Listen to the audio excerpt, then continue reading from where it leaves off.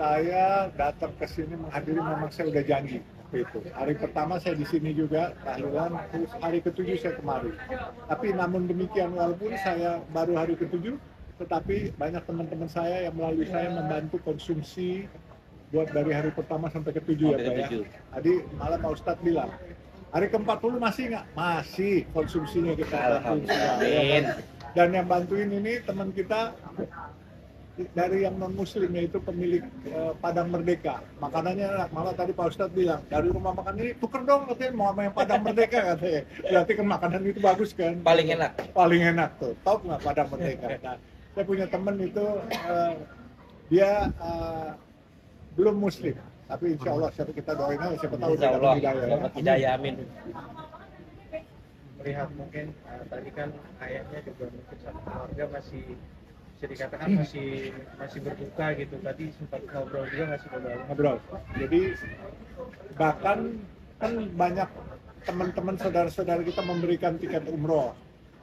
Tapi saya berusaha memperjuangkan. Tadi saya komunikasi dengan Wamen Haji ya, Wamen Kementerian Haji Pak Daniel Asar Simanjuntak. Saya bilang, memungkinkan nggak Pak Daniel untuk orang tua almarhum Ananda Afan ini diprioritaskan buat berangkat tahun depan. Cuman Pak Daniel bilang, nggak bisa Baba, nanti harus motong antrian orang lain. Paling pun kalau Haji Plus itu harus nunggu 5 tahun. Tadi saya udah kompromi dengan Pak Ustadz dan dengan Pak Zulkifli, nggak apa-apa, 5 tahun udah cukup cepat katanya. Ya udah, segera nanti saya atur itu. Berarti itu yang diomongin Iya tadi. Iya, Iya, karena kan memang kan beliau niat pasti kan berangkat haji bukan umroh. Haji siapa tahu dapat haji akbar kan nanti. amin. Ya, itu aja. Ini untuk juga sudah ada yang menawarkan. Bukan, kalau kayaknya udah ada yang memberikan. Sudah. Udah banyak kalau umroh. Kalau umroh kan gampang visanya. Iya kan, nah, kalau haji yang biasanya haji besar gitu, haji akbar siapa tahu dapat yang nanti 5 tahun yang Insya Allah. Dan saya tadi juga bilang, kan saya menjanjikan memberikan beasiswa, tapi ternyata Bapak Presiden sudah memberikan beasiswa yang segala kebutuhan. Saya bilang, apa kebutuhan yang belum diberikan orang lain, nanti minta aja ke saya bilang. Jadi kita nggak mau kompetisi. Kalau udah ada, kita minggir. Kalau belum ada, kita maju. Gitu aja. Sudah ada disampaikan? Sudah tadi sama Pak Zul saya udah sampaikan ke Zul gitu. Apa yang diomongkan dari orang tua Bapak? Ya saya bilang, Bapak punya anak hebat. Anak Bapak bisa bikin tentram, bisa bikin gaduh juga Republik ini.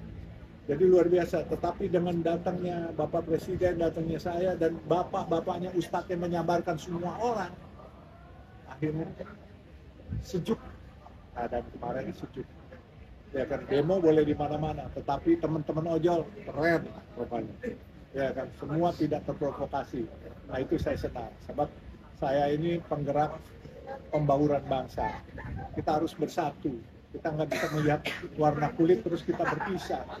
Saya selalu bilang sama teman-teman, sama hewan aja, kucing, bahkan anjing, kita bisa sayang. Tapi masa sama saudara sesama manusia karena berbeda agama kita harus bermusuhan? Ini yang nggak boleh. Ya kan? Sedangkan di agama kita, yaitu Islam, itu rahmatan lil alamin, bukan rahmatan lil muslimin. Betul kan, Pak? Ya kan, ini Ustaz saya ini guru saya nih. Jadi rahmat untuk semua alam semesta. Islam itu termasuk non-muslim, termasuk tumbuh-tumbuhan, termasuk hewan. Jadi semua itu rahmat. Jadi bukan rahmat hanya untuk orang Islam.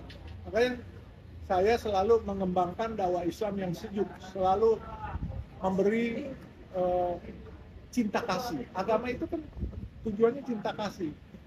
Kalau agama terus memprovokasi, saya pikir dalilnya yang salah. Bukan agamanya yang salah kan. Bapak, tapi tentang haji itu sama Daniel Asar tetap nggak bisa ya? 5 tahun katanya. Dia nggak mau potong orang lain punya jatah. Hebat, itu hebat. Tapi dia bilang, Mbak, ONH plus saja. Itu pun 5 tahun ini baru bisa. Tapi kita nggak tahu. Iya.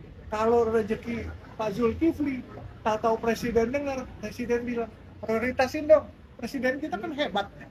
dan beliau punya six sense.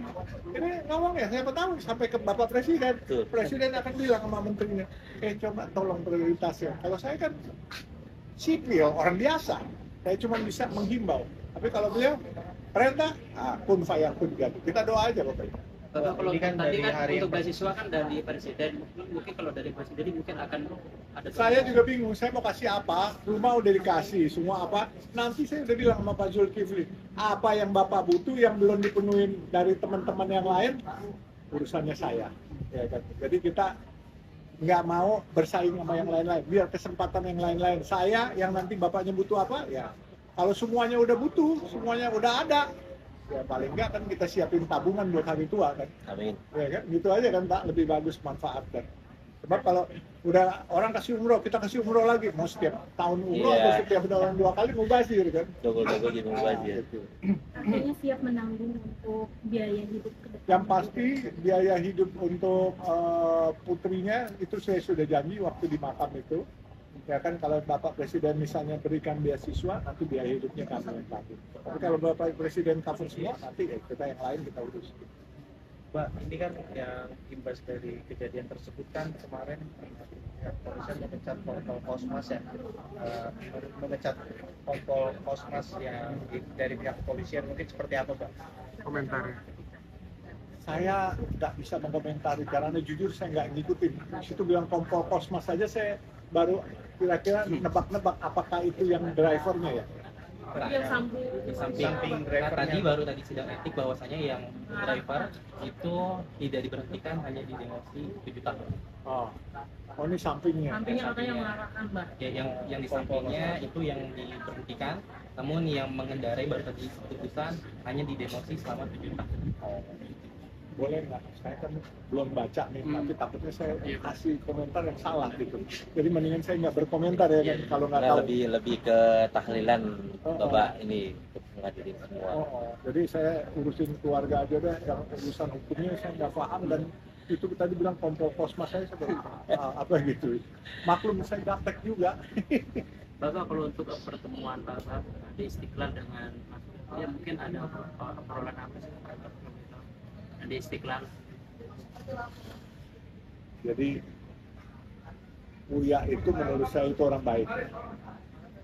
Saya bisa dipertemukan di Masjid Istiqlal, menurut saya itu bukan kebetulan, tapi Allah udah atur itu. Udah jalan. Ya udah jalannya. Jadi ketemu, saya lihat Ibu Asrid lagi kusuk sholat, saya lihat Mas Uya, saya langsung saya peluk dia, sabar, saya bilang. Allah pasti akan mengganti kamu karena begitu kamu ditekan ke bawah nanti kamu akan kayak per mentalnya ke atas sekali. Saya bilang. Kamu orang baik dan dia belum menjabat di DPR lama dan belum ada kesempatan korupsi, itu duitnya duit dari artis.